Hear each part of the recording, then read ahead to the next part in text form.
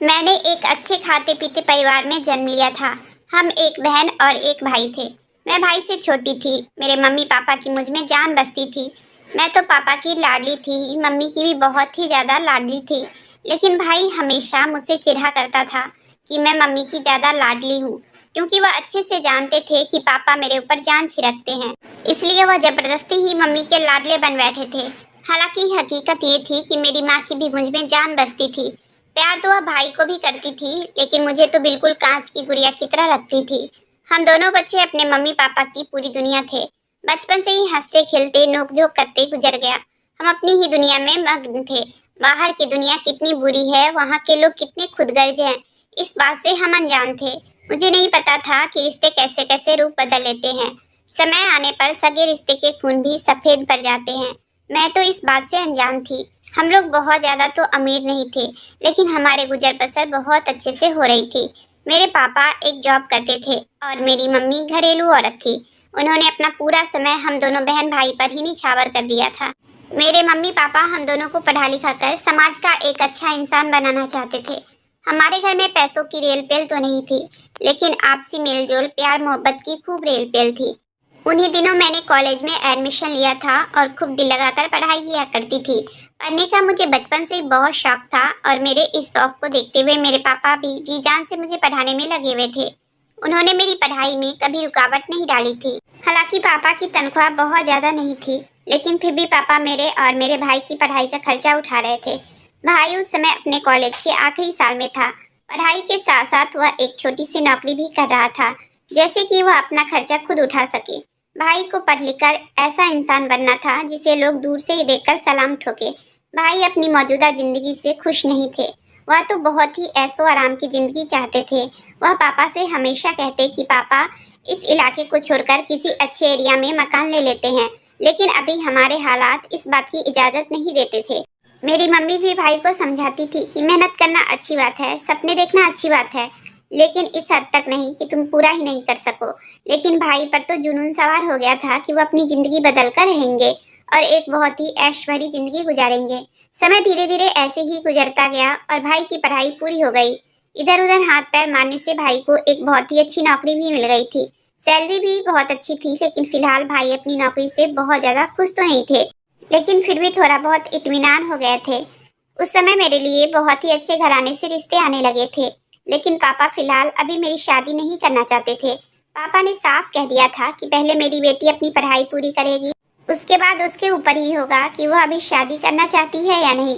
लेकिन मैंने अपनी जिंदगी का फैसला अपने पापा के हाथों में दे दिया था और फिर एक दिन बहुत ही अच्छा रिश्ता मेरे लिए आया। मेरे पापा तो इस रिश्ते को देखकर दंग ही रह गए थे, क्योंकि यह रिश्ता बहुत ही अच्छा था। हैसियत में हमसे कई गुना ज्यादा था। करोड़ों की जायदाद के मालिक थे वह लोग। पापा इस रिश्ते को लेकर बहुत ज्यादा सोच विचार कर रहे थे, क्योंकि एक तो अनजान लोग थे, कोई ज्यादा हमारी उनसे जान पहचान नहीं थी। बस रिश्ते कराने वाली आंटी ने यह रिश्ता लगाया था। दूसरी हैसियत से भी हमसे बहुत ज्यादा थे। पापा इसी सोच विचार में थे कि आखिर इतने अमीर लोग हमारे घर रिश्ता लेकर क्यों आए। माना कि मैं बहुत ज्यादा सुंदर थी, लेकिन सुंदर लड़कियां तो उनकी सोसाइटी में भी मिल सकती थी। पापा इस रिश्ते के लिए बिल्कुल भी हामी नहीं भर रहे थे, क्योंकि पापा का मानना था कि मैं अपनी बेटी की शादी अपने जैसे लोगों में करूंगा, जिससे कि वह वहाँ अच्छे से बच सके और मेरी बेटी को कोई तकलीफ ना हो। बड़े घराने में जाकर पता नहीं मेरी बेटी को कैसे कैसे ताने सुनने पड़ जाएंगे और पता नहीं मेरी बेटी वहाँ एडजस्ट हो भी पाएगी या नहीं। लेकिन वह लोग जिद पर अड़े हुए थे, कह रहे थे कि हमें आपकी बेटी पहले ही नजर में भा गई है। हम अपने बेटे की शादी करेंगे तो आपकी बेटी से ही करेंगे, क्योंकि हमारे बेटे ने आपकी बेटी को देख लिया है और वह जिद पर अड़ा हुआ है कि शादी तो मुझे इसी लड़की से करनी है। लेकिन हैरत की बात यह थी कि मैं तो उनके बेटे को कभी नहीं देखी थी। फिर भला उसने मुझे कहाँ देख लिया। वह इंसान मेरे लिए बिल्कुल अजनबी था। मैंने अपनी जिंदगी का फैसला अपने मम्मी पापा के हाथों में सौंप दिया था, और वैसे भी मेरी जिंदगी में कोई और नहीं था। इसलिए मैंने सोचा कि मेरे माँ बाप मेरे लिए जो भी फैसला करेंगे वह मेरी भलाई के लिए ही लेंगे। और फिर आखिर बहुत सोच विचार करने के बाद मम्मी पापा दोनों ही इस रिश्ते के लिए मान गए। दोनों ने सोचा कि शायद भगवान ने उनकी बेटी को एक बहुत ही अच्छी जिंदगी देने के लिए यह रिश्ता उनके घर भेजा है। जो ऐशो आराम उनकी बेटी को इस घर में ना मिल सका, वह शायद अपनी ससुराल में जाकर करेगी। और यही सोचकर मम्मी पापा इस रिश्ते के लिए मान गए और फिर मेरे ससुराल वालों ने रिश्ता पक्का कर दिया और कहा कि हम मंगनी जल्दी ही करेंगे, उसके बाद शादी भी जल्दी ही करेंगे। क्योंकि मेरे होने वाले पति विदेश में काम करते थे, इसलिए मंगनी और शादी से फ्री होकर वह जल्दी से जल्दी अपने काम पर लौटना चाहते थे।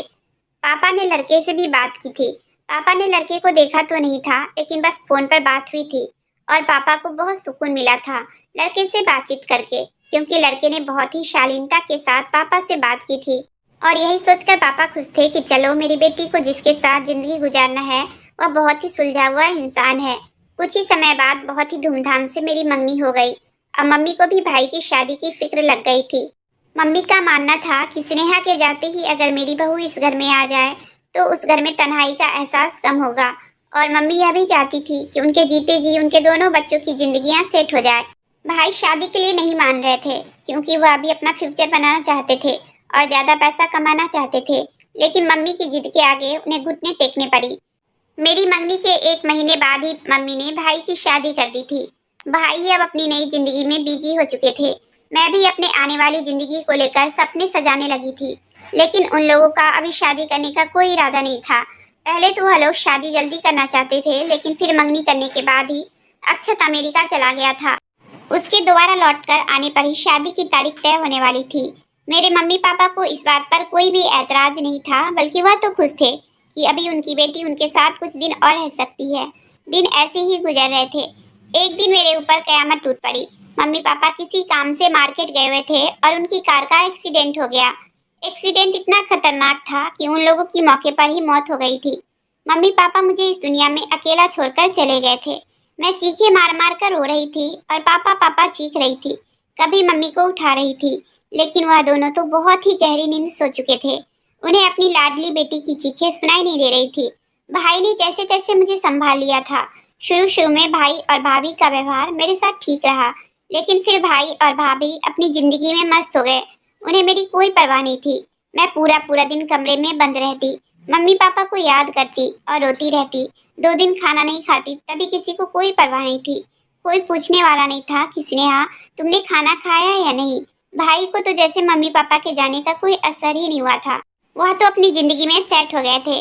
धीरे धीरे मम्मी पापा के दुख से तो उभर आई थी, लेकिन अपनी जिंदगी की तन्हाई का क्या करती। भाभी ने मुझे घर की नौकरानी बना डाला था। पूरा पूरा दिन घर का काम करती, भाभी को बेड से नीचे पैर भी नहीं रखने देती। तब कहीं जाकर भाभी मुझे इस घर में रहने दे रही थी, नहीं तो अब तक वह मुझे इस घर से कब का हाथ पकड़कर निकाल चुकी होती। भाई ने जो पहले कभी मुझे हथेली का छल्ला बनाकर रखा था, अब उसने भी मुझसे नजरें फेर ली थी।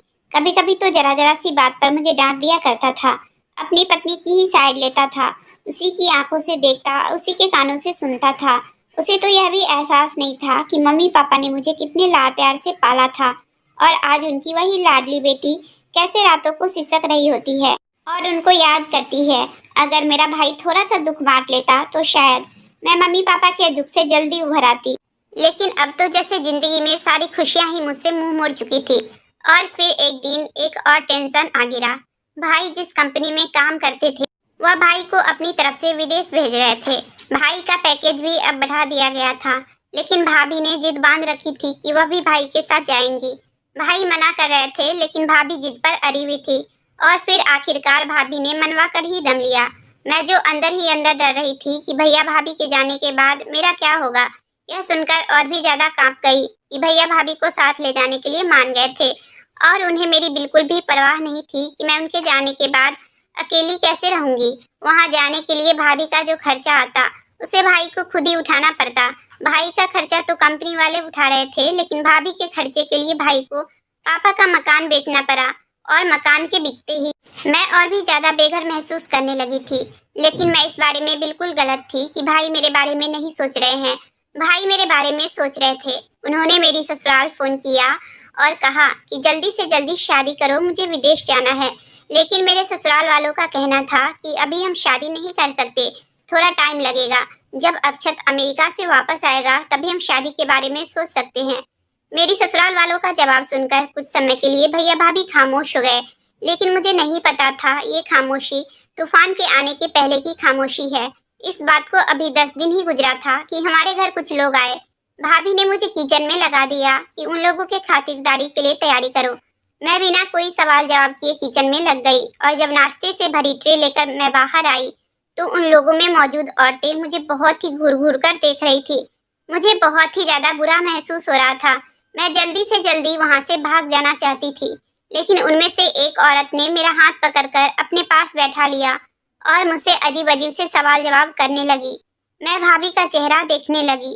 भाभी ने मुझे आंखों ही आंखों में इशारा किया कि वह लोग जो कुछ भी पूछ रहे हैं उसका जवाब दो, और खुद मुस्कुराकर दूसरी औरतों से बात करने में लग गई। मैंने जैसे तैसे करके उस औरत के सवालों का जवाब दिए थे और फिर कुछ देर बाद उस औरत ने मेरे हाथ पर कुछ पैसे रखते हुए कहा कि हमारी तरफ से रिश्ता पक्का है। यह बात सुनते ही जैसे मेरे सर पर आसमान गिर पड़ा। मैं हक्का बक्का होकर भाभी का चेहरा देखने लगी, लेकिन भैया भाभी ने मुझे ऐसे नजरअंदाज कर दिए थे कि जैसे मेरी कोई उनकी नजरों में हैसियत ही नहीं है। जो कुछ करना है वह मेरे लिए करके ही रहेंगे। जो उन्होंने मेरे लिए फैसला ले लिया है उसे कोई बदल नहीं सकता है। भैया भाभी के कठोर दिल पर मेरी आंखों में आंसू आ गए। वह कैसे मम्मी पापा के रिश्ते को तोड़कर मेरे लिए कोई नया रिश्ता देख सकते थे।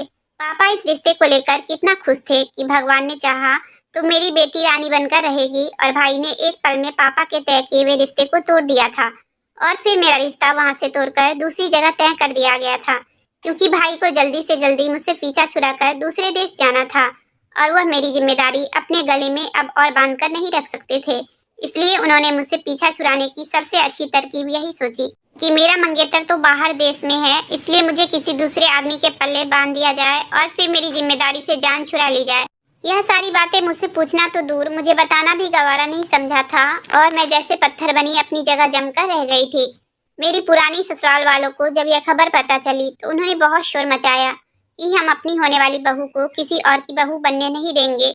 हम आपकी बहन को अपने बेटे की पत्नी बनाकर रहेंगे क्योंकि यह मेरे बेटे की पसंद है। लेकिन मेरी सास की बातों पर किसी ने ध्यान नहीं दिया। भैया भाभी ने उनकी एक नहीं सुनी बल्कि उनको बेइज्जत करके अपने घर से निकाल दिया। मैं यह सब देखकर भी कुछ नहीं कर पा रही थी, बस रोती सिसकती रह गई, मगर मेरे रोने की परवाह किसे थी। कुछ दिन बाद भाई ने बहुत ही सादगी के साथ मेरी शादी कर दी।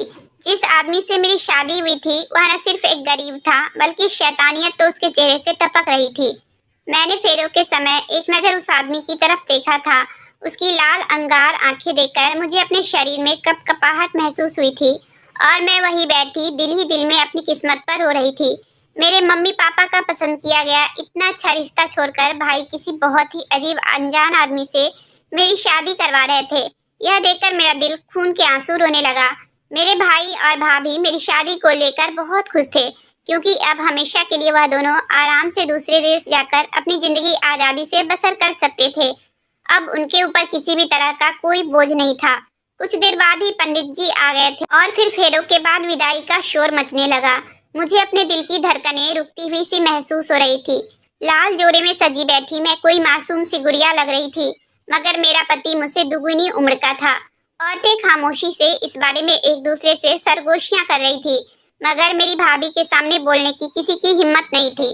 जब फेरे हो रहे थे तो मेरी आंखों से बार बार आंसू बह रहे थे, लेकिन मैंने इसे अपनी किस्मत का लिखा समझकर स्वीकार कर लिया था। मैं नहीं जानती थी कि अभी मेरी किस्मत में इससे भी कहीं ज्यादा गुना ज्यादा बड़ा होना लिखा है। कुछ देर बाद भाई और भाभी ने मुझे अपने घर की दहलीज से विदा कर दिया। मैं भैया भाभी की दहलीज को छोड़कर जब बाहर आई तो बाहर पुरानी सी टैक्सी खड़ी थी। इससे मुझे विदा होकर जाना था। वह टैक्सी किसी और की नहीं बल्कि मेरे पति की ही थी। मेरे पति के साथ आए हुए तमाम मेहमान हमारे घर से ही अपने अपने घरों को चले गए थे। अब मुझे अकेले ही अपने पति के साथ उसके घर जाना था। मैंने इसको अपनी किस्मत का लिखा समझकर आंखों में आए आंसू पोंछे और चुपचाप टैक्सी की तरफ कदम बढ़ा दिए। अभी टैक्सी घर से कुछ दूर ही चली थी कि हमारी टैक्सी के सामने कुछ किन्नर लोग आ गए और हाथ से टैक्सी को रोकने का इशारा किया। मेरे पति ने समझा कि टैक्सी की कोई सवारी है जो टैक्सी के इंतजार में खड़ी है। मेरे पति ने रोककर उन्हें बताना चाहा, इस वक्त वह कोई सवारी नहीं ले सकता। पति ने टैक्सी रोका तो सामने कुछ किन्नर खड़े हुए थे। मुझे उन लोगों को देखकर डर सा महसूस हुआ। मैंने अपना घूंघट उठा लिया और घूंघट को आगे की ओर खींच लिया। उन लोगों ने मेरे पति को इशारे से बाहर बुलाया। मेरा पति नीचे उतरकर उनसे कुछ बात करने लगा। वह लोग बार बार मेरी तरफ इशारा करके कुछ कह रहे थे। मुझे उनकी बात तो समझ नहीं आ रही थी, मगर मुझे उन लोगों के बात करने के तरीके से बहुत ज्यादा डर महसूस हो रहा था। कुछ देर बाद मेरा पति वापस टैक्सी में आया और वह किन्नर भी टैक्सी में बैठ गए। मैं खामोशी से सर झुकाए बैठी रही। मुझे लगा कि शायद मेरे पति ने कोई सवारी ली है, अब वह उन्हें उनके घर उतार देंगे। लेकिन काफी देर बाद टैक्सी अंधेरी गलियों में दौड़ने लगी। मैं हैरानी से उस इलाके को देख रही थी। वह बहुत ही पुराना सा इलाका था, जहाँ की गलियां बल्कि घर भी टूटे हुए थे। मुझे मेरा पति कुछ घबराया हुआ नजर आ रहा था, लेकिन इससे भी ज्यादा बेचैनी की बात यह थी कि वह किन्नर लोग अभी हमारी टैक्सी में मौजूद थे और उन लोगों की मौजूदगी से मुझे बहुत ज्यादा डर महसूस हो रहा था। कुछ देर बाद टैक्सी एक बहुत ही पुराने से मकान के सामने जा रुकी।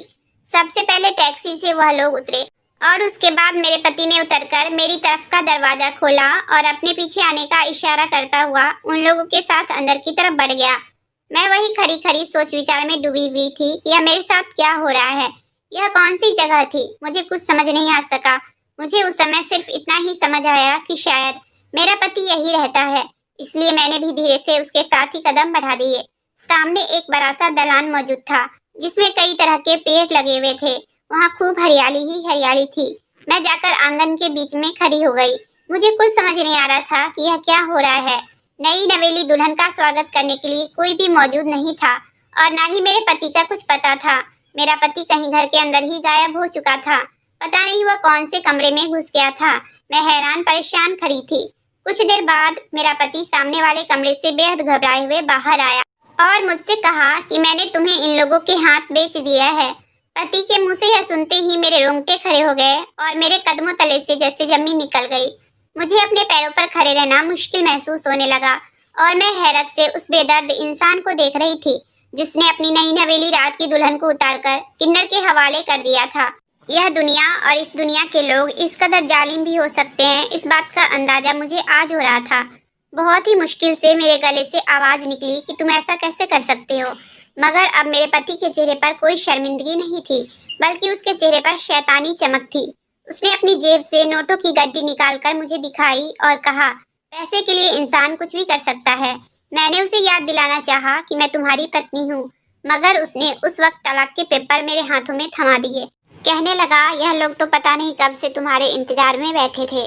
इन लोगों ने तो मुझे छुटकारा दिलाने के लिए तलाक के पेपर भी तैयार करवा कर रखे थे। मैंने तुम्हें तलाक दे दी है और मेरा और तुम्हारा कोई रिश्ता नहीं है। यह कहकर वह वहाँ से निकलकर चला गया। मुझे तो कुछ होश ही नहीं रहा था। जब कुछ होश आया तो मैं उसके पीछे भागने लगी, मगर वहाँ मौजूद एक किन्नर ने मेरा हाथ पकड़ लिया। मैं चीखती चिल्लाती रह गई, मगर मेरे पति ने मेरे आंसुओं पर कोई ध्यान नहीं दिया और वह वहाँ से निकलकर चला गया। मेरा पूरा शरीर डर की वजह से थर-थर कांप रहा था। मैंने उन लोगों की तरफ देखा, मगर वह लोग तो मुझे बहुत ही सम्मान के साथ देख रहे थे। उनके चेहरे पर मेरे लिए प्यार ही प्यार था। उनमें से एक मुझे एक कमरे की तरफ लेकर गया।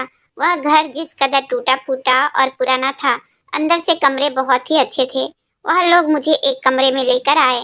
बहुत ही खूबसूरत कमरा था। कमरे में एक बेड मौजूद था और वहाँ जरूरत की हर चीज मौजूद थी। मैं उस कमरे को देखकर पल भर के लिए तो हैरान ही रह गई थी, मगर मैं यहाँ कैसे रह सकती थी। अगले ही पल इस सोच ने मुझे हिलाकर रख दिया। मेरे सामने 4 लोग बहुत ही सम्मान के साथ हाथ बांधे हुए खड़े थे। मैंने भी उनके सामने हाथ जोड़ दिया और कहा, भगवान के लिए मुझे मेरे घर जाने दो। मैं यहाँ तुम लोगों के साथ नहीं रह सकती हूँ। मैं तुम लोगों जैसी नहीं हूँ। फिर भला मैं तुम लोगों के साथ कैसे रह सकती हूँ। उनमें से एक आगे बढ़ा और कहने लगा कि आप कहीं नहीं जा सकती। आप हमारे पास किसी की अमानत के तौर पर सुरक्षित हो। जब तक आपको लेने आपका असल हकदार नहीं आ जाता, आप यहाँ से कहीं नहीं जा सकती। आप बिल्कुल भी टेंशन मत लो। यहाँ पर आपको किसी भी तरह की कोई तकलीफ और परेशानी का सामना नहीं करना पड़ेगा, इसलिए आपको हमसे डरने की कोई ज़रूरत नहीं है। मैंने उन लोगों से कहा कि मुझे मेरे भाई भाभी के पास जाने दो, मगर वह लोग इस बात पर भी राजी नहीं हुए और कहा कि वह मेरे भाई भाभी पर भी भरोसा नहीं कर सकते, क्योंकि वह तुम्हारे लिए एक बार गलत फैसला ले चुके हैं। अगली बार भी वह तुमसे पीछा छुड़ाने के लिए किसी अरे गरे राह चलते लड़के से तुम्हारी शादी करवाकर तुमसे पीछा छुड़ा लेंगे। इसलिए तुम अपने भैया भाभी के घर भी सुरक्षित नहीं हो। हमारा विश्वास करो, हमारे पास तुम बहुत ही सुरक्षित हो। तुम्हारे ऊपर किसी भी तरह की कोई आंच नहीं आएगी। जब तक तुम अपने असल हकदार के पास नहीं पहुंच जाती, तुम हमारे पास ही रहोगी। उन लोगों की बातें मुझे हैरान कर रही थी। आखिर यह असल हकदार कौन था? मैं उस समय उस असल हकदार के बारे में नहीं जानती थी, मगर उनकी बातें मुझे बहुत ही अजीब लग रही थी और उनकी बातें सुनकर मैं डर भी रही थी। मैंने उन्हें बहुत कहा, बहुत हाथ जोड़ा कि मुझे मेरे घर जाने दो, लेकिन उन लोगों पर मेरी बातों का कोई असर नहीं हुआ और फिर वह लोग मुझे कमरे में अकेला छोड़कर चले गए। मैं वहां फर्श पर बैठकर रोने लगी। कुछ देर बाद एक किन्नर कमरे में दाखिल हुआ और मुझे दुल्हन के जोड़े में देखकर कहने लगा कि ड्रेस चेंज कर लो। उसने मेरे हाथ में एक ड्रेस थमाते हुए कहा। उसके जाने के बाद मैंने अपने आंसू पोंछे और उठकर अपने जेवर उतारकर ड्रेसिंग टेबल पर रखे। जेवर के नाम पर सिर्फ मेरे कानों में सोने के 2 छोटे-छोटे झुमके थे, बाकी सब आर्टिफिशियल था। वह झुमके मेरी माँ की निशानी थी और उन्हें मैंने अपने पास बहुत ही सहेज कर रखा था। मैंने दुल्हन की ड्रेस उतारकर सूट पहन लिया, खुद को बहुत ज़्यादा कंफर्टेबल फील कर रही थी। तभी एक किन्नर खाने की थाली लेकर दाखिल हुआ। उस थाली में तरह-तरह के खाने परोसे गए थे। उसने थाली मेरे सामने रखते हुए बहुत ही सम्मान से मुझे खाना खाने के लिए कहा। मैं खामोश बैठी रही और वह वापस चला गया।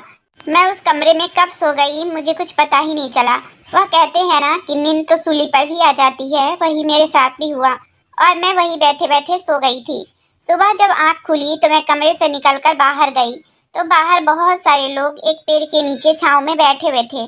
मैंने उन लोगों के सामने एक बार फिर हाथ जोड़े कि मुझे प्लीज़ मेरे घर जाने दिया जाए, तो उनमें से एक आगे बढ़ा और मेरे सर पर हाथ रखकर कहा कि तुम हमारी बहन हो, तुम ऐसे मत रहो, हमें बहुत तकलीफ होती है। हम तो कई सालों से तेरे ही जवान होने का इंतजार कर रहे थे, क्योंकि तुम हमारे पास किसी की अमानत हो, इसलिए हमें तेरा बहुत ख्याल रखना है। तेरा पति भी इसलिए तुझे तलाक देकर गया है कि तू किसी और की अमानत है। तेरा पति लालची था, अगर हम तुझे नहीं खरीदते तो वह तुझे किसी और के हाथ बेच सकता था, इसलिए हमने तेरी जान उससे छुड़ा ली है। मैं खामोश खड़ी उन लोगों की बातों को सुन रही थी।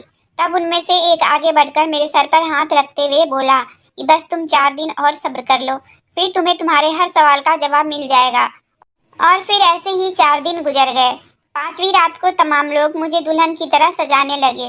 सब लोग बहुत खुश नजर आ रहे थे। मैंने भी अपनी जिंदगी से अब समझौता कर लिया था और वह लोग जैसा कह रहे थे मैं वैसा ही करती जा रही थी। मैं थक हार कर अब अपनी जिंदगी की डोर उन लोगों के हाथों में ही थमा दी थी।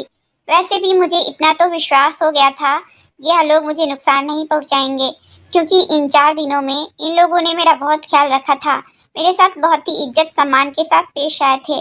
अचानक किसी गाड़ी के हॉर्न की आवाज़ से वह सब लोग भागने लगे और कहने लगे कि तेरा होने वाला पति आ गया है। मैं पत्थर बनी बैठी रही। कुछ देर बाद दरवाज़ा खुला। एक बहुत ही स्मार्ट सा लड़का अंदर दाखिल हुआ। मैं हैरानी से उसको देख रही थी। फिर जब उसने अपना नाम बताया तो मेरी जान निकल गई, क्योंकि वही तो मेरा मंगेतर अक्षत था। वह धीरे धीरे कदम बढ़ाते हुए आगे बढ़ा और मेरे सामने आकर खड़ा हो गया। मुझे अपनी आंखों पर विश्वास नहीं हो रहा था। फिर उसने मुझे सारी सच्चाई बताई। मैं उसकी शक्ल देख रही थी। उसने मुझसे माफ़ी मांगी कि उस समय वह बाहर देश में था। जब मेरी शादी की तैयारी हो रही थी तो उसे आने में देर हो गई और इधर तब तक तुम्हारे भैया भाभी ने तुम्हारी शादी किसी टैक्सी वाले से कर दी। लेकिन अक्षत को पहले से पता चल गया था कि वह टैक्सी वाला मुझे किसी के हाथ बेचने वाला है, तो अक्षत ने ही इन लोगों को बोलकर मेरी मदद की थी और मुझे गलत हाथों में जाने से बचा लिया था। यह सब बातें सुनकर मैं उसकी दिल से शुक्रगुजार हो गई थी। उनकी मोहब्बत पर मेरी आंखों में आंसू भर आए। अक्षत फिर बोला कि तुम मेरी पहली मोहब्बत हो। उस समय तुम 10वीं क्लास में पढ़ रही थी जब मैंने तुम्हें पहली बार देखा था, और मैं उसी समय फैसला कर लिया था कि शादी तो मुझे इसी लड़की से करनी है। मैं रोज तुम्हारी एक झलक देखने के लिए तुम्हारे स्कूल के बाहर आया करता था। उसके बाद जब तुमने कॉलेज में एडमिशन ले लिया तब भी मैं तुम्हें देखने के लिए आता था। जब तक तुम्हारी एक झलक देख नहीं लेता था मुझे चैन नहीं मिलता था। फिर उसके बाद काम के सिलसिले में मैं अमेरिका चला गया, लेकिन मैंने अपनी माँ से कह रखा था कि शादी करनी है तो इसी लड़की से करनी है। मेरी माँ को मेरे फैसले से कोई ऐतराज़ नहीं था, वह मेरी खुशी में खुश थी। और फिर तुम्हारी और मेरी मंगनी भी हो गई। मैं बहुत खुश था कि मुझे मेरी मोहब्बत कितनी आसानी से मिल गई है। सोचा था शादी की पहली रात तुम्हें अपनी मोहब्बत के बारे में बताऊंगा, लेकिन इससे पहले ही तुम्हारे ऊपर कयामत गुजर गई। तुम्हारे माँ बाप तुम्हें छोड़कर चले गए और तुम्हारे भैया भाभी ने उस टैक्सी ड्राइवर से तुम्हारी शादी कर दी।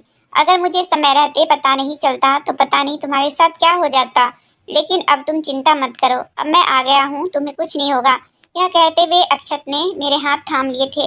अक्षत का स्पर्श मुझे ऐसा लग रहा था कि जैसे मुझे समाज के गंदे लोगों से सुरक्षा मिल गई हो। जब अक्षत ने मुझसे पूछा कि क्या तुम मुझसे शादी करने के लिए तैयार हो, तो मैं रोते हुए उसके चौड़े सीने से लग गई थी।